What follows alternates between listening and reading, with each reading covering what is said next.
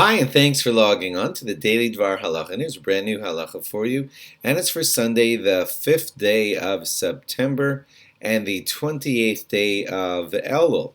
It's Erev Rosh Hashanah, 2 days before Rosh Hashanah. So I want to quickly run over some of the customs that people have about not eating nuts on Rosh Hashanah, and some do that a little bit beyond Rosh Hashanah also.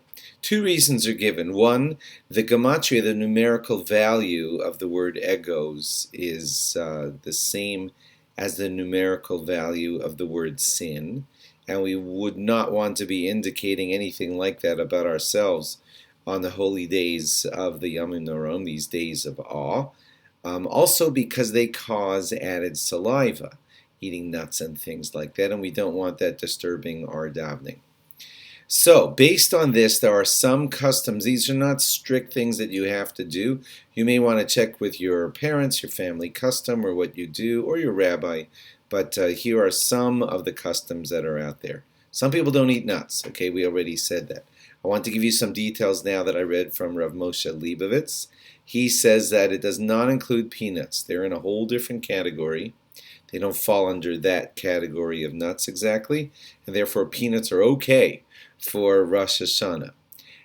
What about cake that has nuts mixed into it? So to that he says that if the nuts are recognizable, big chunks of nuts in the cake, that would be inappropriate for Rosh Hashanah.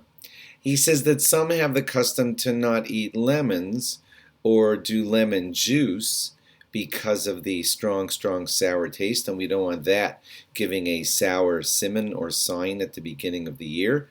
But he says it's okay to add a little bit of it to your tea if the taste is not so discernible. As far as eating grapefruits, they have, like, I guess it would be called a sour taste, and he says that some have the custom to not eat grapefruits unless adding sugar to them to sweeten up their taste.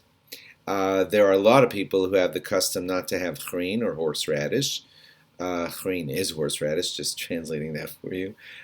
So yeah, some have the custom not to do that because of the vinegar and that strong taste that's in it. In general, spicing is still allowed to flavor your foods for Rosh Hashanah, and that's considered fine. Some have the custom to eat no sharp foods, and they do that throughout the Aseres Yemei Tshuva, because again, they don't want that sign with them. All these things you would check with your rabbi, your custom, your family. They're not strict laws that you have to adhere to. They're things that some people do, and you may want to check into this for yourself. There are some who have some of these customs all the way until Hoshana Rabbah, which is the final, the ending of all judgment. So you should just know that that custom is out there. Rav Moshe Leibovitz says that you don't have to accept this custom if it's not your own custom. He's just teaching us that it's out there. You don't have to go and add that strictness onto yourself unless it's a family custom. If it is, then you might want to follow that or speak to your rabbi about things like that. Thanks for logging on, and log on again tomorrow. We'll try to give you an Erev Rosh Hashanah law, and then you won't hear from us, of course, on the 2 days of Rosh Hashanah. And just advance note, you probably all know this, that there's a fast day coming up on Thursday. That's Tzom Gedalia. We'll tell you about that as it draws closer. Thanks for logging on, and Ksiva V'Chsima Tova. Log on again on Erev Rosh Hashanah for more. Bye-bye.